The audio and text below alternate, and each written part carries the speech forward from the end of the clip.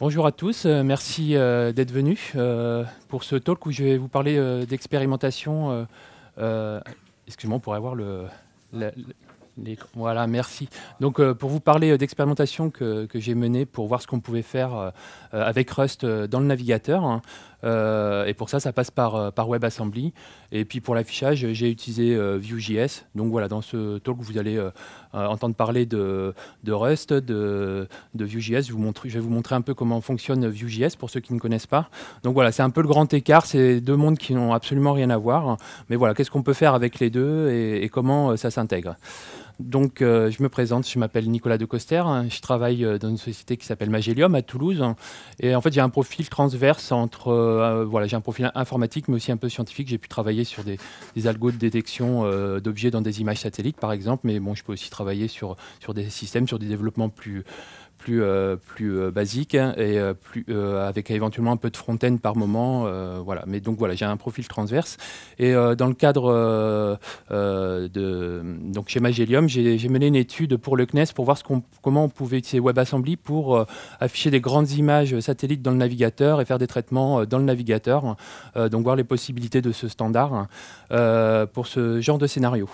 Donc voilà, donc moi j'ai plutôt ce background-là. Rust, je connaissais pas du tout, mais comme j'avais fait du WebAssembly, le Meetup Toulouse Rust m'a demandé si je pouvais venir présenter WebAssembly à un Meetup, et je me suis mis à Rust à cette occasion-là. Donc je suis pas allé très loin, mais voilà, j'ai codé deux, trois petites choses. Donc voilà, je suis pas du tout un expert en Rust, mais bon voilà, je l'ai un peu utilisé. Donc bah voilà, donc ça va parler de Rust. Qui ici connaît Rust, qui en a pratiqué un petit peu? Qui en fait professionnellement? Ok, un peu, beaucoup moins. Et j'ai posé la même question sur WebAssembly. Alors, qui connaît, qui a un peu joué avec déjà, et qui en fait professionnellement? Ok, bon, je lève la main pour moi. Donc ouais, je pose cette question à chaque fois que je fais un talk sur WebAssembly, et bon, à chaque fois, enfin c'est pas encore un standard qui est vraiment beaucoup adopté. Il n'y a pas beaucoup de monde qui lève la main à chaque fois, mais ça va peut-être venir, quoi. Et donc même question, qui fait du Vue.js, hein, qui en fait dans le cadre de son boulot? Et sinon, pour aller un peu plus large, qui fait du front-end, hein? Ok, d'accord. Donc voilà, pas mal de monde. Donc la première question que je me suis posée, c'était qu'est-ce que j'allais faire pour, comme expérimentation, quel use case j'allais choisir. Et donc je suis parti pour essayer de trouver un truc assez concret, sortir des use cases classiques de tests, style les fractales ou le jeu de la vie, etc. D'essayer de trouver un use case utile dans le navigateur. Donc je suis parti sur un éditeur de texte collaboratif et offline first. Donc ce que ça veut dire, c'est que ce qu'on veut, c'est avoir la possibilité d'éditer à plusieurs, même quand on est déconnecté, de resynchroniser à la reconnexion sans centralisation, et surtout qu'il y ait une cohérence du résultat lorsqu'ils sont reconnectés. Donc pour cela, on va mélanger, on va utiliser Vue pour la partie interface utilisateur, Rust pour l'algorithme qui va faire la cohérence, et puis entre les deux, il va y avoir JavaScript et WebAssembly pour faire le lien, quoi.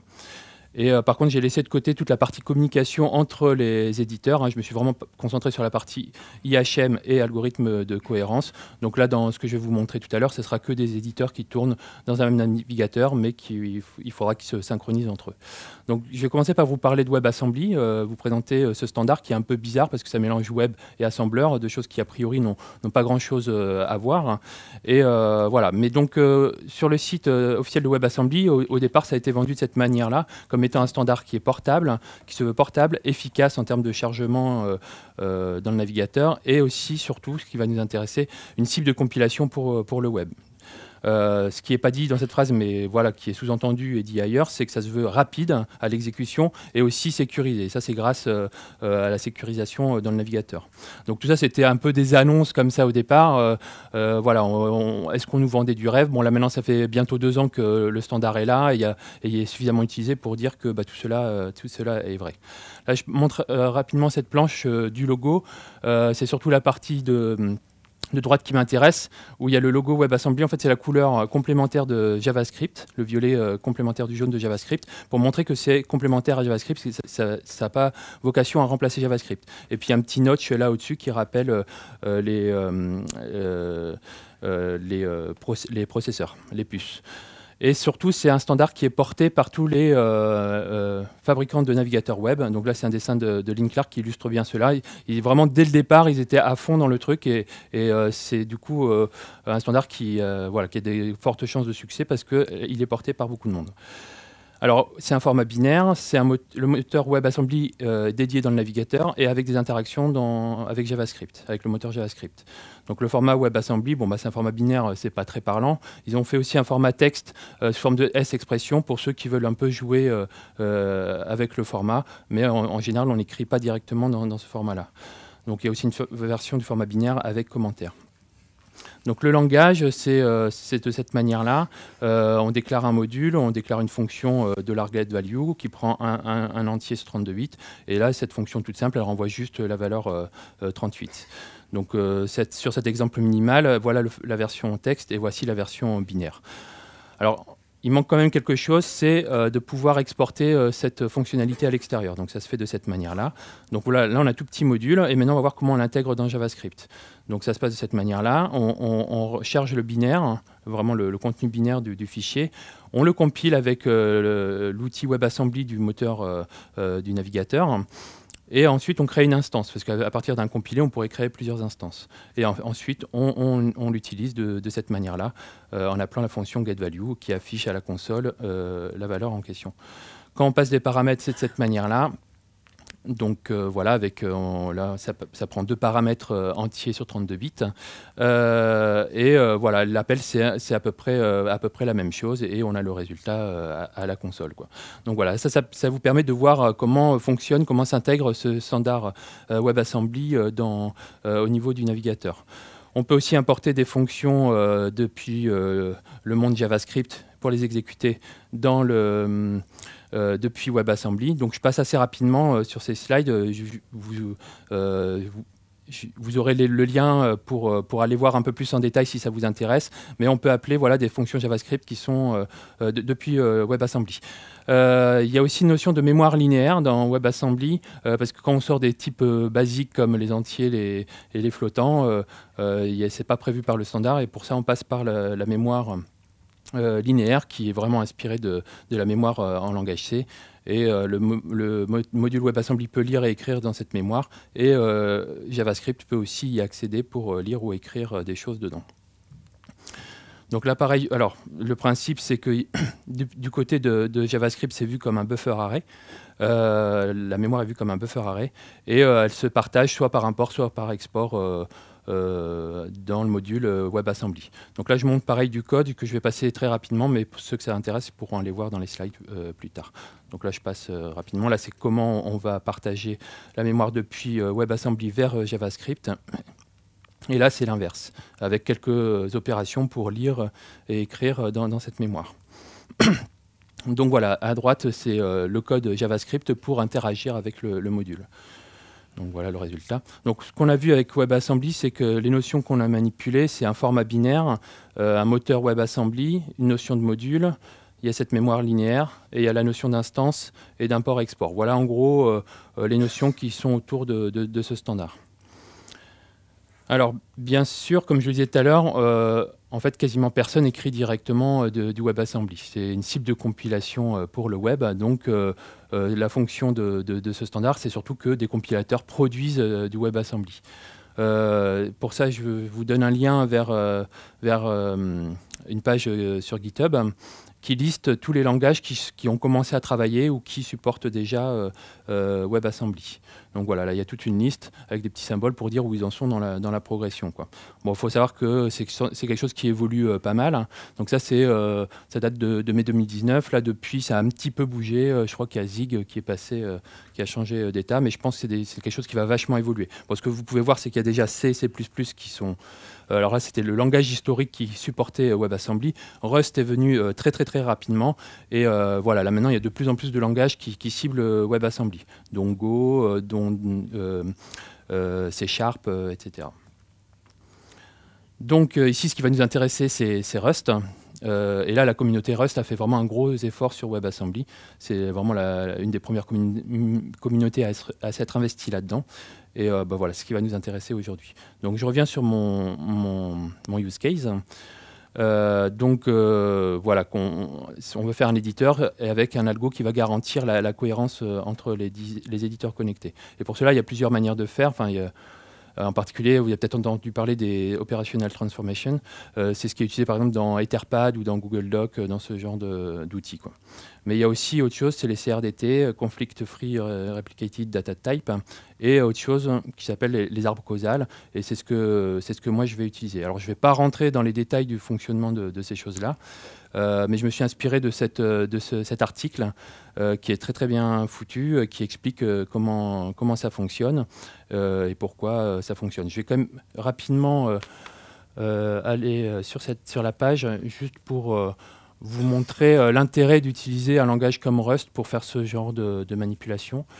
En fait, bon, là c'est l'article, hein, et comme use case, comme exemple, il donne ici un cas assez simple en fait où quelqu'un voudrait... il y aurait 3 éditeurs, le site 1, 2 et 3, et le site 1 commence à taper CMD, le contenu est envoyé aux autres éditeurs, et le site 2 va rajouter del, le site 1 il va corriger ce qu'il a fait en mettant TRL à la place de MD, et le site 3 va mettre ALT, et hop, ils vont tout fusionner. Donc voilà, il prend cet exemple-là pour expliquer la suite de l'algorithme et de comment ça fonctionne. Et puis il y a une notion de séquence d'événements, de log d'événements qui s'enchaînent avec des sortes de timestamp pour les événements. Et puis en le faisant d'une manière intelligente, ça permet de gérer la cohérence quand tout le monde se réunit. Et pour faire ça, et c'est de là que vient le terme causal tree, et il y a un arbre des événements, et en manipulant cet arbre-là d'une manière particulière, il va pouvoir garantir la cohérence et que c'est bien ce à quoi on s'attend. Donc tout ça pour dire qu'on voit qu'il y a plusieurs structures qui sont présentes, qui peuvent être un peu compliquées, c'est un peu délicat à développer. Ça peut être un peu gourmand en termes de processing, et on peut avoir envie d'avoir un langage bas niveau pour faire ce genre de choses. Et Rust, justement, une de ses vocations, c'est de faire quelque chose, c'est d'être un langage très bas niveau et en même temps safe. Donc voilà, par certains principes qu'il a choisis, il y a ces caractéristiques-là. Donc c'est adapté pour notre use case. Donc si je reviens à voilà, comment ça va se passer, voilà, pour Vue pour l'interface utilisateur, et donc le causal tree en Rust à ce niveau-là, quoi. Alors quand on travaille en Rust pour faire du WebAssembly, qu'est-ce qu'on a comme outil ? Donc voilà, encore une fois, ils sont très actifs, la communauté. Ils ont produit un outil qui s'appelle WasmBindgen qui produit tout ce qu'il faut pour faire le lien entre les objets, les méthodes, les fonctions JavaScript et les objets, fonctions de Rust. Donc voilà, là je vous mets le lien vers une introduction de cet outil-là. Et ici, il y a une présentation d'un des auteurs de cette librairie-là qui explique le principe, comment il a fait cela. Donc pour ceux que ça intéresse, ceux qui veulent creuser, vous pouvez aller voir là. Il y a aussi autre chose que moi, je n'ai pas utilisé, mais ce qui s'appelle WasmPack, qui permet de faire le build, de tester, de publier le code en question. Voilà, et donc il y a aussi des plugins pour utiliser ces outils-là avec Webpack, qui est donc l'outil utilisé un des outils utilisés pour le front-end pour packager les sites. Donc voilà, et dernière ressource, pour voir comment tout cela fonctionne, il y a un tutoriel qui est très bien fait et qui reprend là le jeu de la vie pour expliquer comment on fait cette intégration entre Rust WebAssembly et pour tourner dans le navigateur. Donc, je vous ai mis le lien ici. Alors, dans mon cas, moi, ce que je veux, c'est aussi rajouter Vue.js dans cette histoire. Donc, c'est Rust, Wasm, Webpack et Vue.js. Donc, pour cela, je passe rapidement là sur les petites étapes que j'ai dû faire. Juste en préambule, au final, ça a été un petit peu compliqué à mettre en place parce que Webpack était bien configuré. Enfin, il y a eu des plugins et des outils bien fait pour intégrer Wasm Bangeen avec Webpack. Les outils sont très bien faits aussi pour Vue, mais par contre, voilà, quand on fait marcher les deux ensemble, il faut aller mettre les mains dans le cambouis pour modifier un peu les configurations. Il faut changer aussi la configuration de Babel. Et voilà, et en fait, on fait ces différentes étapes et ensuite, on peut lancer avec npm run start le build et la mise à disposition du site. Ok, donc voilà, c'était pour la petite intro pour présenter WebAssembly, parce qu'au final, on va quasiment pas avoir de WebAssembly dans ce qu'on va faire. Et là, je vais passer à du code et de la démo. Voilà, donc je vais vous montrer tout ça. Donc là, l'optique, c'est de développer cet éditeur collaboratif. Donc la première partie, c'est on va développer la partie interface graphique en Vue.js. Donc pour cela, j'ai initié un projet ici. Donc juste rapidement pour vous montrer, alors je ne sais pas si pour ceux qui connaissent Webpack. Alors oui, là dans ce que je vais vous présenter, forcément, il va y avoir du code JavaScript, du code Vue.js, du code Rust. Et donc voilà, suivant les personnes, vous allez être plus ou moins à l'aise avec ces langages. Bon, l'important, c'est de voir la logique et pas forcément de comprendre tous les détails du code à chaque fois dans chaque langage. Ça va être un peu court ici pour voir ça en détail. Donc là, je montre rapidement la conf Webpack, juste pour montrer qu'à un moment donné, on a dû mélanger des choses qui venaient de deux univers différents. Et ça, j'ai dû le faire à la main, quoi. Alors, le point d'entrée dans tout ça, c'est un fichier HTML qui est indiqué ici, l'index.html, et un index.js. Donc, je vais commencer par aller voir le index.html qui est assez basique. Donc, pour l'instant, il n'y a presque rien dedans, à part un titre et puis un div qui contient avec un identifiant app. Ça, c'est le moyen habituel de commencer du Vue.js. Et il y a un fichier index.js qui... voilà, donc là, on va rentrer dans l'univers Vue et dans l'intégration de WebAssembly, enfin du code qui vient de Rust. Donc pour Vue, ça marche comme ça, on importe le module Vue et on a un autre fichier qu'on va aller voir qui s'appelle app.vue et puis on initialise notre application de cette manière-là. Donc si on va voir cette application, pour l'instant, il n'y a presque rien dedans. J'y reviendrai un peu plus tard, mais dans les fichiers .vue, il y a trois parties. Il y a la partie template, la partie script et la partie style. Et là, pour l'instant, il n'y a que le template qui dit juste ça. Si je reviens à la partie, dans le index.js, pour la partie WebAssembly qui vient de Rust, c'est avec ce petit bout de code. Alors, j'ai mis juste un petit set timeout pour attendre 2 secondes avant d'afficher le résultat. Et là, on va aller lire le fichier binaire produit par le compilateur Rust qui contient le WebAssembly. Et une fois qu'il l'a chargé, on a un objet module et on peut appeler une fonction qui vient pour le coup de l'univers Rust.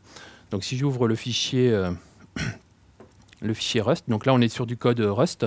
Donc on a inclus au début, on indique qu'on va utiliser justement Wasm Bangeen, qui est cet outil qui fait le lien entre Rust et JavaScript. Et pour une fonction publique de Rust, qui s'appelle run, donc en Rust ça se déclare comme ça, elle est publique ici, et on va indiquer qu'on veut l'exporter en JavaScript. Et ici, on a du code Rust, mais qui utilise un objet spécial, aussi fourni par Wasm Bangeen, et qui permet de récupérer le DOM, de manipuler le DOM en récupérant l'objet window, puis l'objet document, de créer un élément paragraphe, un élément du DOM, et de mettre dedans un petit bout de texte, et de l'ajouter au body du document, quoi. Donc voilà, là c'est un premier exemple de manipulation depuis Rust du navigateur. Donc voilà, donc là je vous ai montré tout ça et le résultat, c'est ce qu'on a ici. Voilà, il y a d'abord Hello from Vue.js qui apparaît et 2 secondes après, il y a le Hello from Rust qui apparaît. Donc ça c'est c'est pour montrer comment les deux s'intègrent. Donc on va commencer à développer l'éditeur en Vue. Donc si je retourne dans index.js, là j'ai enlevé la partie Rust pour l'instant, je remettrai après. Si je retourne dans le fichier app.vue, donc maintenant, tout à l'heure il n'y avait que cette partie-là. Maintenant on voit les 3 parties, template, script et Style, où on va mettre le CSS. Bon, le CSS, je le masque, il n'y a pas grand-chose d'intéressant dedans. Et ici, dans le template, vous voyez qu'il y a un nouveau tag HTML, entre guillemets. Ça, c'est un tag qui est fourni par un composant view. Je définis un nouveau composant view, que du coup, je peux insérer de cette manière-là. Et il est défini dans ce fichier-là, donc je l'importe. Et ici, je dis que mon objet JavaScript qui est produit par ce composant app.view, il va en même temps utiliser un nouveau composant qui s'appelle editor.UI, c'est ce qui me permet de le mettre ici. Donc si je vais voir ici le fichier editor UI, voilà son contenu, c'est pareil, il est très simple pour l'instant, c'est juste un titre et puis du contenu pour l'éditeur et avec un peu de CSS pour avoir ce résultat-là. Donc voilà, c'est pour commencer à faire une petite IHM autour de cet éditeur. Donc pour l'instant, il n'y a rien de vraiment sorcier, mais ça vous permet de voir un peu comment fonctionne Vue.js pour cette histoire de composants. Ensuite, on va rajouter, on va commencer à aller vers le côté un peu plus dynamique. Et pour cela, il faut, on va utiliser ce qu'on appelle en Vue les data. Et donc, ça se définit de cette manière-là. Donc, toujours dans ce fameux objet qui est exporté pour chaque composant, il y a un nouveau champ qui s'appelle data et qui va contenir un ensemble de champs qu'on va pouvoir ensuite insérer dans le HTML de cette manière-ci avec les doubles accolades. Donc le contenu qui est là, il va être inséré ici. Et donc si on retourne ici, bon, donc là du coup on ne voit pas grand-chose forcément, mais avec Vue il y a des outils de développement. Donc dans les DevTools du navigateur, on peut utiliser les outils de développement Vue qui sont de cette manière-là. Donc là vous voyez sans doute pas très bien, mais on voit l'archi view et puis surtout la partie data d'un composant. Donc là, si je mets la loupe, si on voit ici, là on voit la partie data. Et donc en particulier, là, si moi je l'édite ici, je l'ai perdu. Donc je ne sais pas si je mets Some component, on voit que ça change de manière réactive. Alors ça, c'est un truc qui est aussi important dans Vue, c'est le côté réactif. Chaque fois qu'on va modifier le content, le HTML va se mettre à jour, le DOM va se mettre à jour automatiquement. Donc c'est de cette manière-là qu'on développe et qu'on rend des composants dynamiques. Donc je vais passer à l'étape suivante, qui consiste là cette fois-ci à commencer à permettre de rajouter des caractères dans cette IHM. Donc voilà, si je suis là, je peux rajouter des caractères. Alors vous voyez qu'il y a des trucs bizarres aussi qui se passent. Donc comment on fait ça? En fait, ce qu'il faut, c'est capturer quand j'appuie sur les touches du clavier et ça se passe de cette manière-ci. Dans Vue, il y a des tags spécifiques qui commencent par V- et avec différentes choses. Et là, le VON, ça veut dire qu'on va capturer un événement. Et là, c'est le keydon. Et on indique qu'on va appeler la méthode keydon qui est dans les méthodes de l'objet Vue. Et dans ce cas-là, quand cette méthode est appelée, on va rajouter la touche qui a été pressée. Mais là, on n'a pas filtré, toutes les touches sont affichées. Et donc, c'est là où on voit, par exemple, si je fais les flèches, alors je vais redémarrer ici. Si je fais les flèches, il m'affiche ça. Donc, l'étape suivante, ça va être de filtrer ça, mais je vais passer rapidement parce que ce n'est pas vraiment intéressant. Mais bon, voilà, à un moment donné, on va juste vérifier que la touche est, qu'on peut afficher la touche, c'est une touche qui est affichable, et on va l'ajouter seulement si on est dans ce cas-là. Donc là, maintenant, ça marche, et si j'appuie sur les flèches, bon, faites-moi confiance, je le fais ici. Là. Donc là, on voit bien qu'il n'y a pas d'autres choses qui apparaissent. Donc voilà, donc là, ça permet on commence à avoir un petit éditeur où on peut en tout cas modifier du contenu. Et voilà, Vue permet que ça se fasse de manière réactive. Dès que le content change, le DOM se met à jour. Alors ensuite, dans Vue, on peut aussi définir des nouvelles propriétés, des nouveaux attributs de nos éléments HTML. C'est avec un nouveau champ de notre objet qui s'appelle props. Et ici, on met juste le nom du champ auquel on s'attend. Et de la manière que les data, on va pouvoir l'insérer dans notre HTML à cet endroit-là. Et donc ça, je l'appelle ici, dans mon appli, dans mon app.view, j'ai mis deux éditeurs au lieu d'un et avec deux titres différents. Ce qui fait qu'on obtient cette chose-là. Et là, pour le coup, on a deux objets éditeurs. Donc on commence à se rapprocher de notre scénario où on voulait plusieurs éditeurs pour après fusionner les résultats. Donc voilà. je repasse ici. L'étape suivante, là, on continue sur cette histoire des propriétés. Là, on veut en plus changer la couleur du titre de notre éditeur.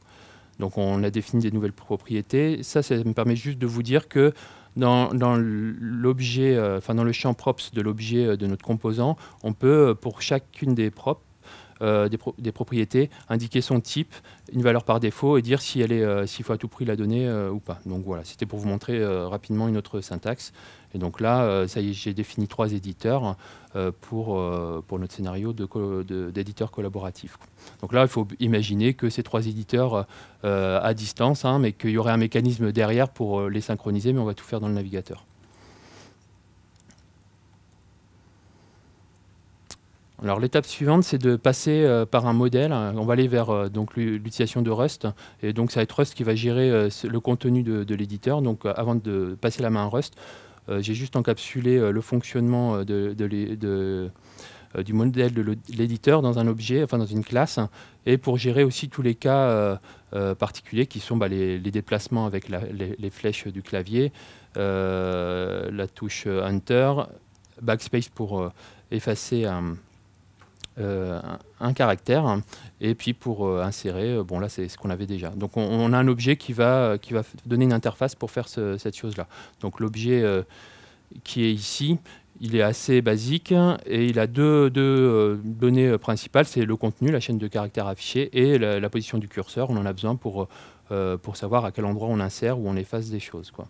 Donc voilà, donc si je reviens à l'éditeur, donc ce qu'on a fait, c'est définir cet objet-là. Du coup, on l'a mis dans le data ici, et ça va être réactif. Dès que quelque chose va être modifié dans cet objet-là, tout va se mettre à jour. Et c'est ce qu'on fait ici.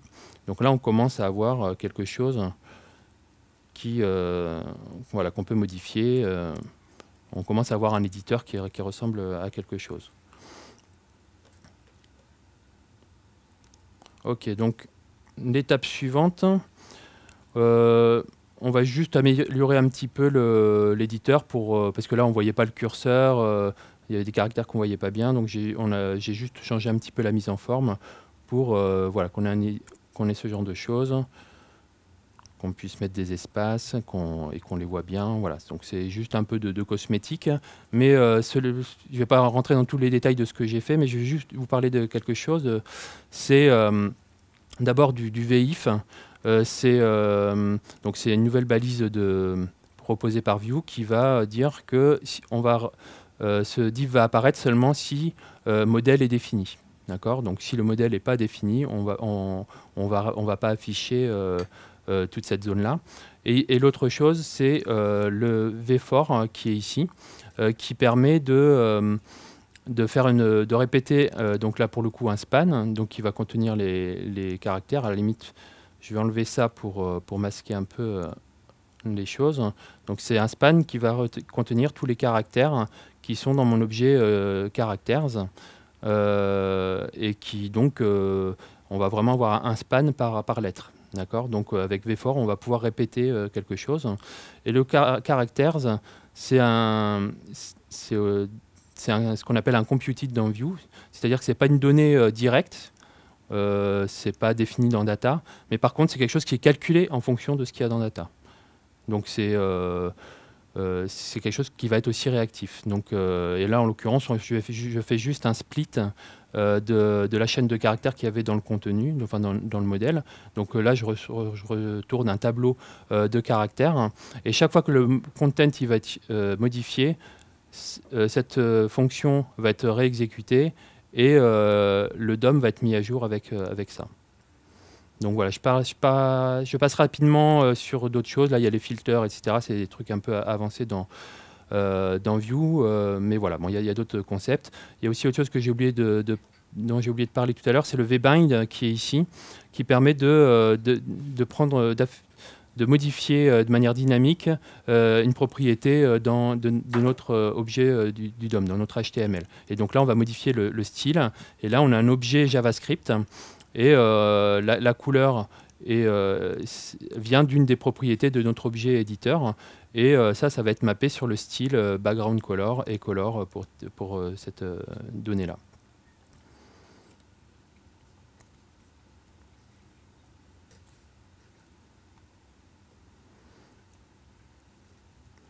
Voilà, puis dernière petite modif, là j'ai rajouté des noms, les noms des éditeurs, des personnes qui vont éditer dans les différents éditeurs que je présente.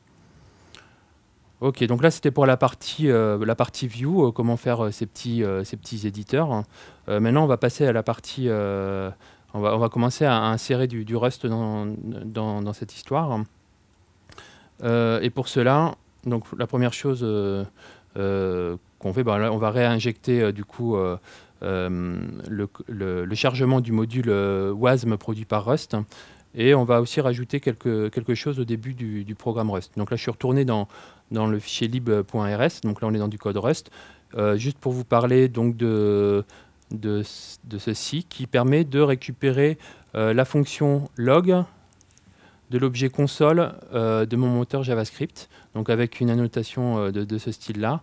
On indique que la fonction Rust, qui s'appelle console_log, qui a une chaîne de caractères comme paramètre, en fait, elle va être mappée sur le console log de JavaScript. Et là, je vais passer rapidement, c'est juste pour gérer les erreurs.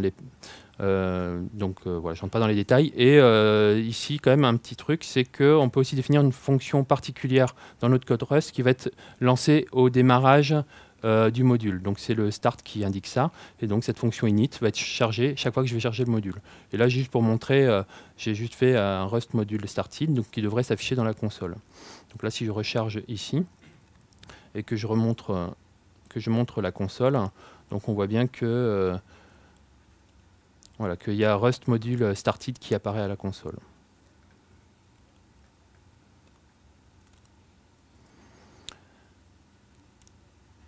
Bon, donc là, c'est pour la partie Rust. Côté JavaScript et Vue, en fait, on le charge comme on l'a vu tout à l'heure. Et là, je l'ai mis, j'ai chargé ce module-là. Ah non, c'est pas dans ce fichier-là, c'est dans app.view. Voilà, au démarrage de l'application. Donc, quand l'objet app view est créé, on va charger le module ici. Alors vous voyez qu'il y a un await, c'est parce que c'est quelque chose qui est fait de manière asynchrone, parce que le binaire est chargé et compilé de manière asynchrone par le navigateur. Donc on est obligé de le faire de manière asynchrone, donc faire un await et de le faire dans une fonction async. Ok, donc là, l'étape suivante, c'est d'utiliser Rust comme pour stocker le modèle de notre éditeur. Donc pour cela, je vais tout de suite aller dans le code Rust. Donc j'ai rajouté donc un objet, une structure dans Rust que j'ai appelé editor et qui contient les mêmes informations que tout à l'heure. Donc la position du curseur et le contenu, la chaîne de caractères du contenu de l'éditeur. Donc j'ai indiqué que je voulais pouvoir l'utiliser côté JavaScript de cette manière-là. Et en mettant un pub ici, ça permet de dire que ce champ-là, je veux aussi pouvoir y accéder côté JavaScript. Pour Content, je n'ai pas pu le faire parce que pour la visibilité en tant que pub depuis JavaScript se fait que sur les types simples. Et donc pour Content, on va créer une fonction qui s'appelle getContent qui va pouvoir récupérer ce contenu pour que JavaScript puisse le récupérer. Donc là, en Rust, Ample Editor, donc on déclare une structure ici. Donc là, c'est les données. Et ici, on indique les fonctions qu'on veut associer à ce type editor. Et donc, on a recodé en Rust ce qu'il y avait tout à l'heure en JavaScript pour aller insérer des caractères dans notre chaîne de caractères et pour changer le curseur. Si je retourne côté Vue et JavaScript, du coup, on a un petit peu changé le code ici. On a créé un nouveau modèle qui s'appelle Proxy for Rust Editor. C'est juste pour reprendre l'API de tout à l'heure de notre modèle pour l'éditeur, mais en utilisant cette fois-ci Rust derrière, quoi. Donc, je passe rapidement dessus. Ça va juste appeler les fonctions de notre éditeur en Rust. Donc on retrouve la position du curseur. Donc là, c'est bien le nom du champ côté Rust qu'on utilise. Et on va pouvoir mettre à jour en local notre position dans notre proxy. Et par contre, pour le contenu, il faut faire un getContent de manière explicite. Donc chaque fois qu'on va faire une opération côté Rust Editor, on va revenir, on va ensuite mettre à jour ce proxy. Et donc si je reviens ici, et à un moment donné, en fait, il faut initialiser l'objet, l'objet côté Rust. On va en faire une instance avec ça. Donc le éditeur côté Rust, il est instancié avec cette ligne-là, et je vais le stocker dans mon modèle ici.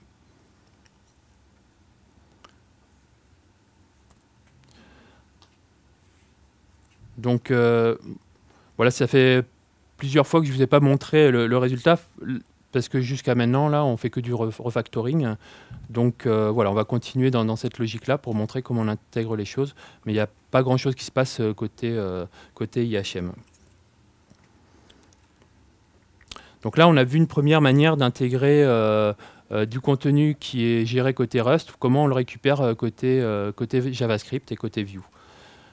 On va voir d'autres manières de faire. Alors là, déjà, il y a un petit peu de refactoring juste pour mettre la mise à jour locale de notre objet proxy Rust Editor. On a juste fait une fonction update qu'on va appeler chaque fois qu'on fait une opération qui peut changer l'état. Et au final, l'inconvénient de ce qu'on avait là juste maintenant, je reviens en arrière, l'inconvénient c'est que nous on appelle nous-mêmes du côté JavaScript la mise à jour, alors qu'au final on ne sait pas vraiment si l'opération qu'on a fait ici a réellement modifié le modèle, et est-ce que c'est vraiment nécessaire de faire un update. Donc c'est peut-être trop, on le fait peut-être trop souvent. Celui qui sait à quel moment il a modifié son modèle, c'est le module Rust, c'est l'objet Rust. Donc on va voir comment on va pouvoir déléguer cet appel à l'update côté Rust. Donc pour ça, on va envoyer à Rust, non, pardon.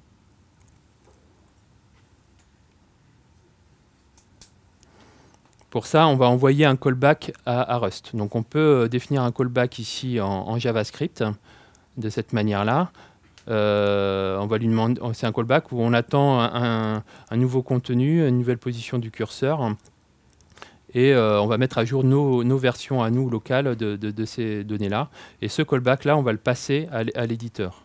Et donc côté Rust, ça se passe de cette manière-ci. Donc moi, j'ai rajouté dans la structure editor une référence à une fonction JavaScript, donc qui s'appelle onChangeCallback, et c'est le paramètre du constructeur de côté Rust, et donc du coup on va le stocker ici, et on va se définir une petite fonction qui s'appelle notifyChange en Rust, qui va appeler le callback de cette manière-là.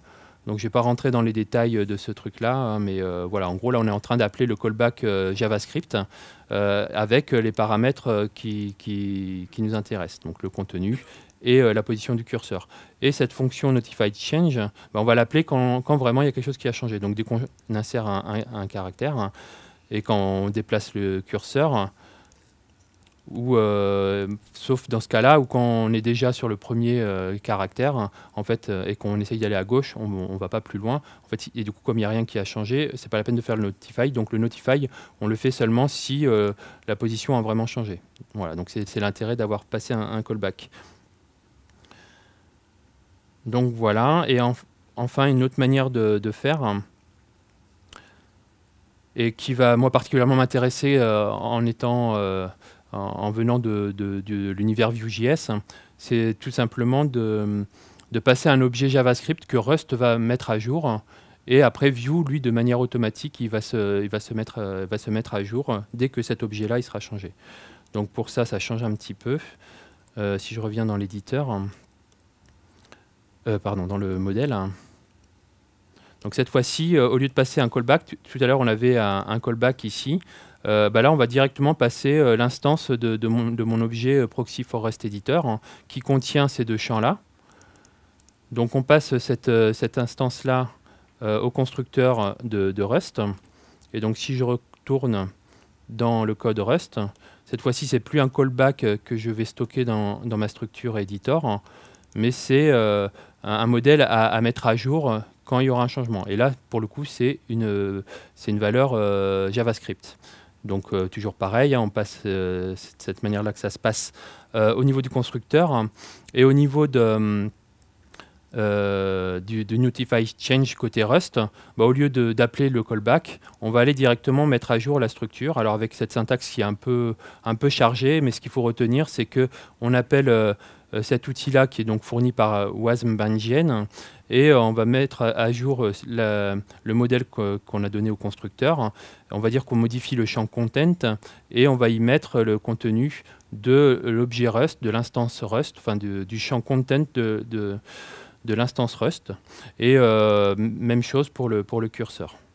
Donc voilà, en faisant ça, on va directement écrire dans l'objet JavaScript, d'accord. Et avec le côté réactif de Vue, comme c'est un objet JavaScript qui est réactif côté Vue, toute l'IHM va se mettre à jour automatiquement. Donc là, on est vraiment au plus près des deux écosystèmes, quoi.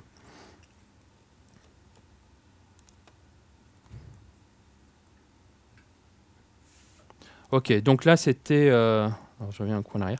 Donc là, c'est bon, on a nos 3 éditeurs avec derrière le modèle qui est côté Rust. On va pouvoir insérer notre algo de causal tree sur tout ça. Donc là, voilà, on a vraiment nos 3 éditeurs qui fonctionnent, mais pour l'instant, ils ne communiquent pas entre eux. Donc pour cela, donc je ne vais pas vous dérouler le codage de l'algo lui-même, mais je vais vous montrer le résultat. Alors attendez, je vais dans le mauvais sens. Ok, donc là, ça y est, j'ai le module côté Rust qui implémente l'algorithme de causal tree. Donc je le passe très rapidement. J'ai passé le code très rapidement en revue, juste pour montrer par les structures que c'est quelque chose d'un peu plus compliqué. Donc il y a des notions de timestamp, de clés d'événements, donc d'événements aussi, voilà, qui contiennent des clés et le caractère qui est concerné par l'événement. Tout ça, ça va être agrégé dans le contenu qui va contenir les listes d'événements, les séquences d'événements. Et puis après, je ne rentre pas dans les détails, hein. Donc après, à chaque fois, avec les méthodes qui permettent de manipuler tout ça. Et bon, il y a aussi un objet, une structure spécifique pour le curseur. Et puis il y a notre structure éditeur de tout à l'heure, qui là, pour le coup, a beaucoup plus d'informations qui sont stockées. Et voilà. Et tout ça, ça va permettre de faire cet algorithme qui permet de garantir la cohérence. Et ce que je vais vous montrer là maintenant, c'est plutôt un usage qu'on pourrait imaginer dans l'utilisation de Rust et de Vue pour gérer, pour faire de la visualisation côté Vue de contenu en Rust, pour comprendre l'algorithme ou pour le débugger. Donc pour cela, le premier truc qu'on peut faire, alors déjà je vais vous montrer que l'éditeur il fonctionne. Donc pour ça j'ai fait un petit scénario qui va se jouer automatiquement et qui va faire de l'insertion de caractères dans les différents éditeurs et qui va se resynchroniser à certains moments. Donc quand je le lance, il y a du code dans le premier éditeur, le deuxième éditeur rajoute quelque chose, ensuite le troisième, ils font une synchronisation, ils modifient un peu d'un côté, ici aussi, et là, et à la fin on resynchronise. Donc tout ça c'est pour montrer que sur un petit scénario d'édition, chacun a bossé dans son coin, et il y a des moments où ça se rejoint, et au final on a vraiment le même résultat. D'accord ? Donc là l'algorithme il fonctionne. Mais voilà, essayons de comprendre un peu comment il fonctionne avec un peu de visu côté JavaScript et voyons comment on peut débugger les choses. Donc pour cela, donc première chose qu'on pourrait avoir envie de faire, c'est de voir un peu cet objet editor, qu'est-ce qu'il contient comme information. Donc ce que je vais faire, c'est rajouter juste une petite partie en dessous là qui va montrer le contenu de l'objet editor côté Rust. Donc pour ça, je montre rapidement comment j'ai fait et on verra le résultat après. Donc ça se passe à cet endroit-là. Donc là, je l'ai fait... alors moi, j'aime pas trop fonctionner comme ça depuis Rust, mais là, je l'ai fait avec la méthode où je modifie le DOM directement. Donc j'ai repris l'objet window, document, je récupère un élément du DOM qui a un ID que moi j'ai prédéfini. Si je ne le trouve pas, je mets un warning. Et si je le trouve, j'insère directos de l'HTML avec ici de l'insertion de valeurs, donc un timestamp, une longueur, et que je récupère ici avec différentes valeurs côté Rust. Donc ça, qu'est-ce que ça donne? Si je relance le scénario, alors je vais dézoomer un petit peu, on voit les infos qui se mettent à jour en dessous, quoi. Donc là, ça me permet moi de comprendre un peu mieux comment fonctionne mon algo, et éventuellement, quand je l'ai développé, ça m'aidait bien, et pour le débugger, c'est utile. Donc si je recharge pour avoir vraiment un truc vide, pour vous montrer ce que ça veut dire, si je mets A ici, puis B, vous voyez à cet endroit-là que ça évolue, la position du curseur, et là c'est sa référence, on va dire. Ici, si je mets 1, 2, c'est d'autres références. Voilà, donc voilà, c'est la logique qui est derrière, mais ça me permet moi de voir des infos qui me permettent de débugger. Quand je déplace le curseur, tout se met à jour. Ok, donc ça c'est pour voir une certaine partie des choses dans mon algorithme. Une autre manière de voir les choses, ici j'affiche les séquences qui sont stockées dans ma structure côté Rust. Donc je vais effacer tout ça, voire même je vais recharger la page et je vais rejouer le scénario ici. Alors je vais montrer ça. Voilà. Donc là, ça montre les différents événements qui sont stockés dans mes structures côté Rust. Donc j'ai fait une petite visu côté view pour comprendre un peu ce qui peut se passer. Donc c'est l'enchaînement c'est l'enchaînement de tous les événements qui sont passés lors de l'édition, qui sont stockés. Il y a une version où il y a tout qui est stocké, et il y a la version du résultat final qui apparaît ici.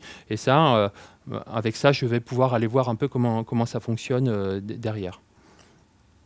Et enfin, dernière chose, parce que là, en fait, on voit qu'il y a le résultat final qui est en effet comme ce qu'on voit ici, mais sur cette chose-là, on n'arrive pas à bien comprendre ce qui se passe sur la liste de tous les événements. On n'arrive pas à voir la logique qui fait que ça fonctionne. Donc ce que j'ai affiché aussi, c'est l'arbre causal de cette manière-là, et qui montre un peu mieux le fonctionnement de l'algorithme. Quand on connaît l'algorithme, avec ça, on va pouvoir vraiment voir si ce qu'on a fait, c'est OK ou pas. Et donc là, pareil que si je me déplace dans l'éditeur, je vois où je suis dans l'arbre causal. Et ce que vous pouvez voir, juste petite info, c'est que quand je me déplace, en fait, je descends l'arbre causal. D'abord, je le descends et ensuite, je vais horizontalement, quoi. Ouais, ça fait partie des propriétés de l'algo, quoi. C'est grâce à ça qu'il marche. Mais je ne vais pas rentrer dans les détails. Et enfin, pour montrer comment on peut utiliser tout ça pour débugger, parce que c'est aussi ça, à mon avis, l'intérêt de ce genre de manip, j'ai fait un petit cas où j'ai rajouté un bug dans le programme. Donc le bug, c'est celui-là. Donc là, je rajoute un caractère. Là, j'en rajoute un autre. Et là, encore un autre. Et je vais partager tout le résultat.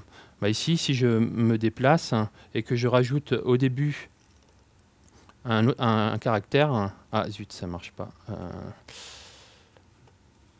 Ah oui, non, c'est parce que j'ai rajouté quelque chose ici. Pardon. Donc c'est l'étape suivante.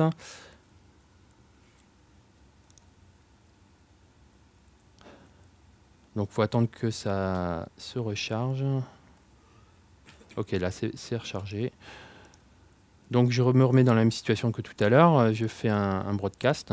Et là, si je veux rajouter un caractère, il se met à la fin, alors que je voulais qu'il soit... je pensais qu'il allait se mettre juste avant le A.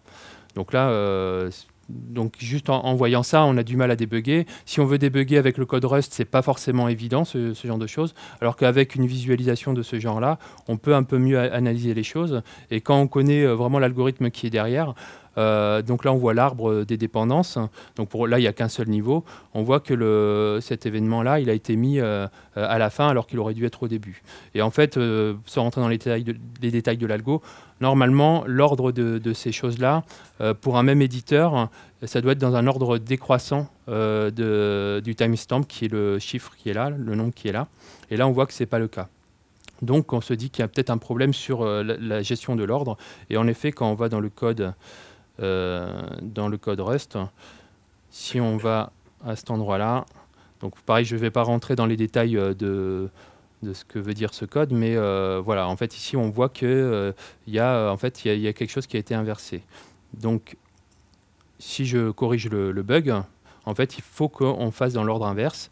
Donc là je le corrige, Et maintenant, on se retrouve dans la même situation que tout à l'heure, où tout se passe normalement, quoi. Ok, donc... bon, donc voilà, donc j'en ai fini pour la démo. Donc là, ce qu'on a vu, c'est voilà, comment on pouvait intégrer les deux univers, JavaScript, Vue.js et Rust de l'autre côté. Et surtout que voilà, ça peut avoir un intérêt de faire ce genre de manip pour faciliter la compréhension d'algo bas niveau, pour le débugage ou pour juste comprendre comment fonctionne quelque chose. Et on voit que les bindings se font assez simplement. On pourrait imaginer même carrément, pour ceux qui connaissent Rust, en Rust, il y a la possibilité de définir avec les traits, on peut redéfinir le format display pour afficher à la console une variable d'une certaine manière. Ben, on pourrait imaginer le même genre de choses, format de points, je sais pas, HTML, pour produire un HTML pour un type de données et qui du coup pourrait être exploité côté navigateur, quoi. Autre précision, moi j'aime bien Vue.js et Rust, alors le peu que j'en connais, pour une raison assez simple, c'est que dans les deux projets, la doc est vraiment très très bien foutue et c'est vraiment hyper agréable de s'y mettre quand on n'y connaît rien.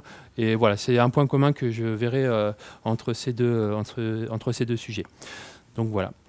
Ben voilà, j'en ai fini. Merci à vous. Et voilà, et n'oubliez pas de mettre un feedback aussi pour le talk. Voilà.